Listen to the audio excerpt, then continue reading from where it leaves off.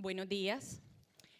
En primera medida, debo dar los agradecimientos al Instituto Panamericano de Derecho Procesal, en este momento encabezado por el doctor Adolfo Alvarado Belloso, quien tuvo la deferencia de invitarme a este congreso.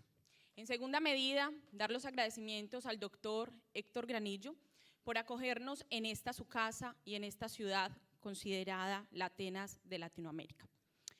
Mi tema se denomina valoración y argumentación de la prueba científica por parte del juez.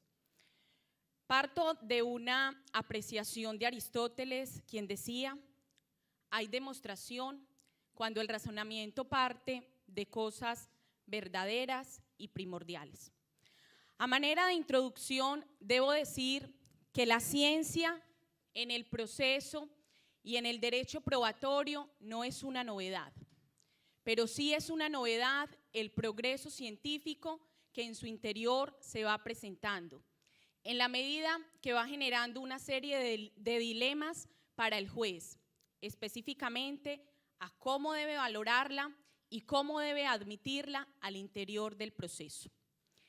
De allí que a través de esta ponencia y de esta temática pretenda hacer un acercamiento a la prueba científica y a cómo el juez debe valorarla y argumentarla, porque específicamente considero que no podemos entender que la prueba científica sea certeza absoluta y tampoco puede ser la sentencia del juez.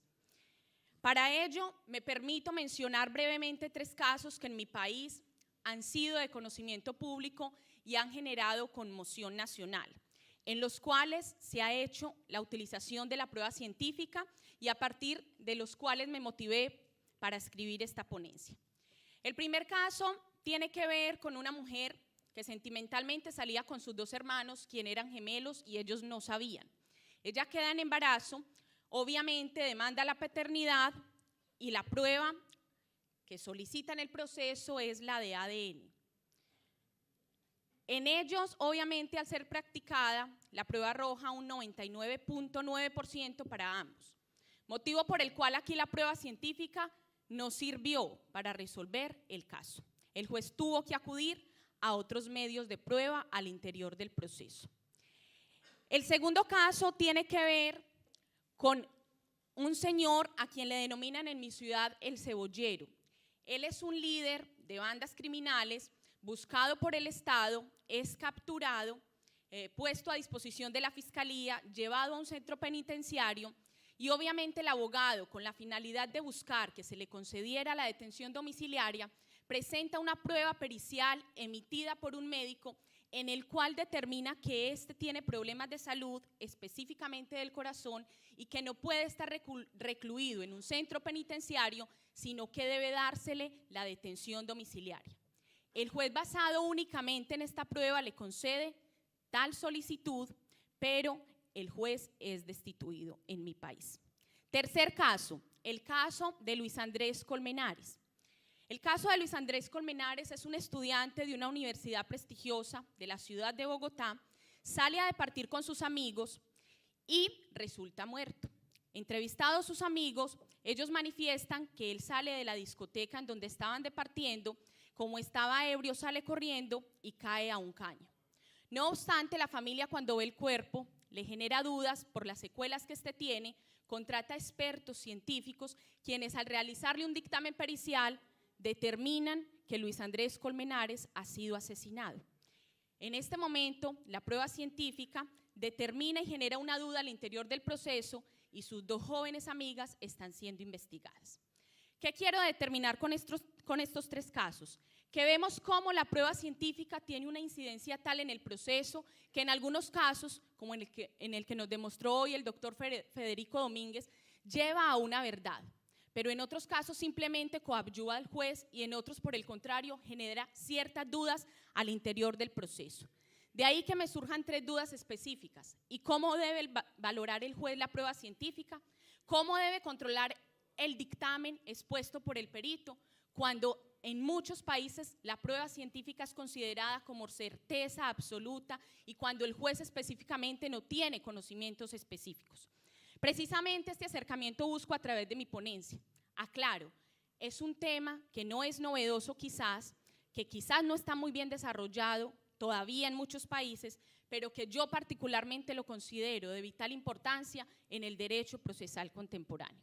En ese orden de ideas me permito dividir mi ponencia en 3 partes. En una primera parte efectuaré un acercamiento al concepto de prueba científica.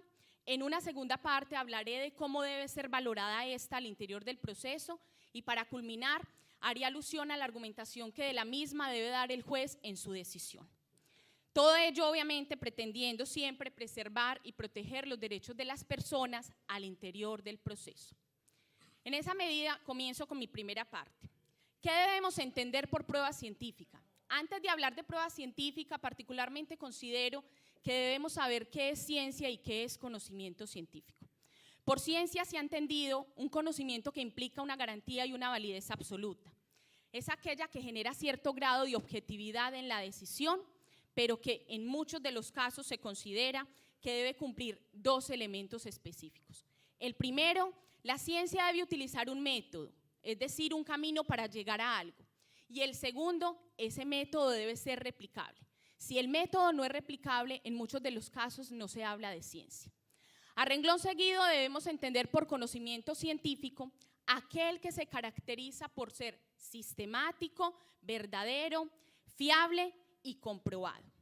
En ese sentido, algo es científico cuando cumple solo 2 características. 1, que sea verificable y 2, que tenga posibilidad de repetición. ¿Qué es entonces la prueba científica? La prueba científica es aquella que utiliza el conocimiento científico. Es aquella que hace uso de conocimientos específicos, científicos y técnicos. La prueba científica, dice Joan Picoy-Junoy, es aquella a la cual se llega producto de una actividad con un método científico y que es aceptada por la comunidad científica. Por regla general debo hacer una aclaración. La prueba científica se aporta al proceso a través de la prueba pericial, pero no toda prueba pericial es prueba científica, porque no toda prueba pericial utiliza el método científico. Aclaro igualmente que la prueba científica no es una prueba perfecta, no tiene fiabilidad absoluta, su fiabilidad es meramente relativa. De allí que debamos exigir 3 requisitos específicos. 1, la idoneidad del perito. 2, su objetividad. Y 3, su imparcialidad. Sentis Melendo decía, la prueba en un proceso ayuda, y lo decía ahora el doctor Federico Domínguez, y también el doctor Federico Lee. La prueba ayuda a determinar la convicción de las afirmaciones de los hechos en un proceso. En esa medida, ¿cuál es entonces el papel de la ciencia al interior del proceso? El papel de la ciencia fue tratado en un congreso en Montreal en 1952. En tanto, la misma ciencia generaba incertidumbre al interior del proceso porque en ocasiones distorsionaba la verdad. Y surgen entonces 2 problemas. 1, que a veces la prueba simplemente científica se determina concluyente para la decisión. Y 2, que existe un abismo entre el conocimiento jurídico del juez y el conocimiento no científico que éste obviamente no posee y no puede estar obligado a poseer, como más adelante les explicaré. Por ello, el papel de la ciencia al interior del proceso lo que hace es llevar el resultado al juez de un conocimiento que éste no posee, de un conocimiento que como hombre común trasciende a su propio rol como juez. Y segundo, debemos aclarar que el juez obviamente no es omnisciente ni omnipresente y que necesita al interior de un proceso de personas denominadas peritos para que le lleven el resultado de unos conocimientos. Obviamente, la forma como será llevado dependerá del sistema procesal en el cual estemos. En tanto, si estamos en un sistema common law, el perito asumirá el rol de un testigo que lleva meramente una opinión a favor de una de las partes.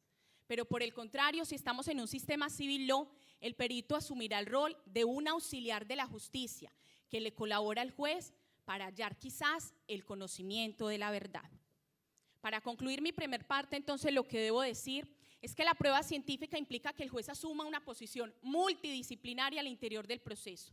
Pero debemos aclarar que hay 2 roles diferentes. 1, el del perito, que simplemente le rinde su informe y su dictamen. Y 2, el del juez, que debe obviamente determinar su validez y su valor. Esto me lleva entonces a la segunda parte de mi ponencia. ¿Y de qué forma el juez debe valorar entonces la prueba científica al interior del proceso? En primera medida, ¿qué entendemos por valoración de la prueba? Ahora el doctor Federico Lee nos hablaba de los estándares probatorios. Y la valoración de la prueba implica obviamente esos estándares probatorios, pero tiene una definición y es que implica un juicio de aceptabilidad frente a los resultados de la prueba. La valoración de la prueba implica darle un peso a la prueba al interior del proceso. ¿Y de qué forma? Hallando la hipótesis más probable posible. Con relación a la prueba científica, el juez para valorar la prueba tiene que asumir dos cosas fundamentales. Uno, verificar su fiabilidad y dos, efectuar una valoración. Con relación a la fiabilidad, me refiero a que debe efectuar un control de la prueba científica. ¿En torno a qué? En torno a la idoneidad del perito, en torno al método utilizado, en torno a la técnica utilizada, en torno a la credibilidad del experticio, en torno a la aceptabilidad de la ciencia y del método empleado en la comunidad científica, en torno específicamente a la calidad de la prueba. La fiabilidad entonces no es algo que se deba dar por sentado en la prueba científica, pues implica, como un reconocido doctrinante lo ha dicho, de tres aspectos fundamentales. Uno, de un método usado, dos, de la tecnología apropiada y tres, del control racional sobre esos métodos. Segundo aspecto en la valoración de la prueba, el juez debe valorar la prueba científica acudiendo a la libre apreciación de la prueba y recurriendo a una valoración conjunta, no individual, de los medios de prueba. Aclaro. Cuando hablamos de libre apreciación, estoy aludiendo a que debe utilizar la sana crítica, las reglas de la lógica y las reglas de la experiencia. Un juez debe definir en un proceso qué es buena ciencia y qué es mala ciencia. En tanto, el dictamen pericial para el juez no tiene un carácter vinculante y no puede tenerlo, pues el perito no puede convertirse en juez. Si así fuera, lo ha dicho Marina Gascón Avellán, esta prueba y esta convicción sería peligrosista, en tanto la consideraríamos como irrefutable e incuestionable. En Colombia, específicamente, nuestro Código Procesal Civil establece que la prueba científica debe valorarse con firmeza, con precisión y con claridad. La pregunta es, ¿y cómo debe valorar el juez con precisión, con firmeza y con claridad cuando él no tiene el conocimiento científico? La respuesta sería, el postulado de la sana crítica no implica que el juez se vuelva un juez científico, porque llegaríamos a la polarización del proceso. El postulado de la libre valoración implica que el juez efectúe una valoración en conexión con los demás medios de prueba. Como lo dice Marina Gascón, no recurrir al paradigma de la individualización, en donde el perito es la última palabra y su dictamen es verdad hablada, sino recurrir al paradigma de la verosimilitud. Esto es, que el perito interprete los datos, pero que el juez tenga el deber de valorarlos de modo racional. El juez no es entonces, no puede ser ni debe ser un juez científico. Nuestra Corte Constitucional colombiana, a través de la sentencia C-476 del 2005, se adhiere a esta postura indicando que el dictamen pericial con relación a la prueba científica no puede sustituir la decisión del juez. La libre valoración entonces no es libertad para la arbitrariedad, aclaro esto. La libre valoración es valorar racionalmente y esta es una tarea de buenos jueces, en la medida en que debe garantizar un proceso objetivo, justo, el funcionario debe adquirir una capacidad racional tal que le permita motivar su decisión y hacer uso de la teoría de la argumentación jurídica cuando determine por qué valoró de X o Y forma la prueba científica. Y aquí paso entonces a la tercera y última parte de mi ponencia. ¿Y de qué forma el juez debe valorar entonces la prueba científica? ¿De qué forma, debe argumentarla? Es claro que el derecho procesal busca la paz y la armonía social, que el juez debe igualmente proferir decisiones objetivas, racionales y no arbitrarias. Y esto se limita, particularmente lo considero, a través de la teoría de la argumentación jurídica. Esto es, el juez debe fundamentar, motivar y justificar sus decisiones.